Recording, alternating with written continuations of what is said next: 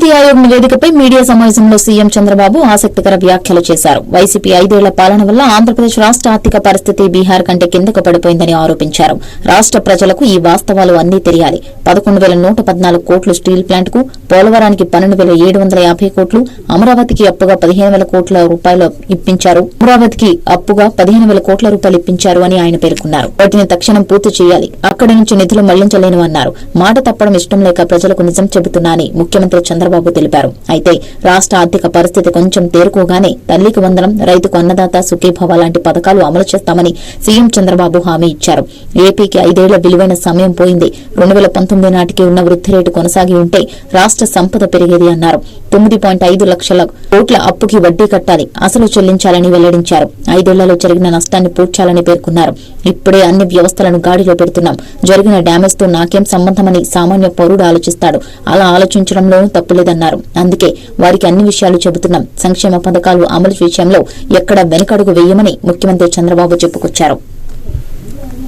వాళ్ళు కూడా ప్రజలకు చెప్పకపోతే ఇంకా నేను రాలేదే, లేకపోతే చేసేయలేకపోతున్నాడు, డబ్బులున్నాయి ఎందుకు చేయలేదు, నేను చేస్తా అన్నాడు కదా, నమ్ముకున్నాం కదా అనే ఫీలింగ్ వస్తున్నారు. అది కూడా చెప్పాలి. ఇప్పుడు గవర్నమెంట్ ఆఫ్ ఇండియా ఇచ్చారు. ఒక 15,000 కోట్లు వరల్డ్ బ్యాంక్ నుంచి అమరావతికి ఇచ్చారు. ఒక 12,150 కోట్లు పోలవరానికి ఇచ్చారు. ఒక 11,114 కోట్లు రివైవల్కి ఇచ్చారు. సరే, మిగిలిన కొన్ని మేము ఈ వర్క్స్ అన్ని మీద పెట్టడానికి కొంత శాఖ కింద కొంత ఫండ్స్ ఇచ్చారు. కానీ ఆ డబ్బులు నేను వెల్ఫేర్ కి ఇవ్వలేకపోతున్నాను. కనీసం అక్కడ పెడితే రివైవ్ అయితే, డెవలప్మెంట్ అయితే నాకు ఆదాయం పెరుగుతుంది. ఆదాయం పెరిగితే ఇస్తాం. ఇంకొంచెం ఫ్లెక్సిబిలిటీ కోసం ఆలోచిస్తున్నాం. ఎక్కడ ఫ్లెక్సిబిలిటీ వస్తే అక్కడ అవసరమైతే బారో చేసినా సరే I want give my commitments. తల్లికి వందనం గాని, లేకపోతే రైతులకు ఇవ్వాల్సిన రైతు భరోసా గానీ I want to give it. ఏది రైతు అయినా అవస్థపడాలి, గవర్నమెంట్ అయినా అవస్థపడాలి. నాకు ఫ్లెక్సిబిలిటీ ఉంటే నేను అవస్థ తీసుకోవడానికి సిద్ధంగా ఉన్నా. I will give it. ఆ ప్రయత్నంలోనే అనునిత్యం ఉన్నాం. మా డిపార్ట్మెంట్ అదే చెప్పాం. They are also doing same exercise. ఒక్క నిమిషం కూడా వెయిట్ చేయాలి నాకు ఫ్లెక్సిబిలిటీ ఉంటే. ఇప్పుడే దాని మీద కూడా ప్లాన్ చేసుకున్నాం, వర్కౌట్ చేస్తున్నాం.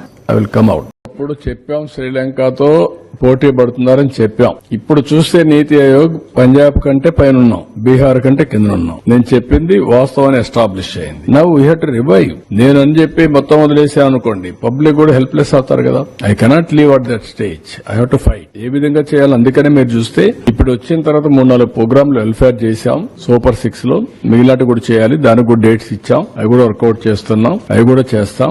ఏ విధంగా తీసుకెళ్లాలో తీసుకెళ్లి మళ్ళా దీన్ని గట్టెక్కించి రాష్ట్రాన్ని గాడిలో పెడతాం. Will do it. అందుకే మమ్మల్ని నమ్మారు. 93% స్ట్రైక్ రేట్ ఇచ్చారంటే ఒక నమ్మకం, ఒక విశ్వాసం, ఒక ట్రస్ట్.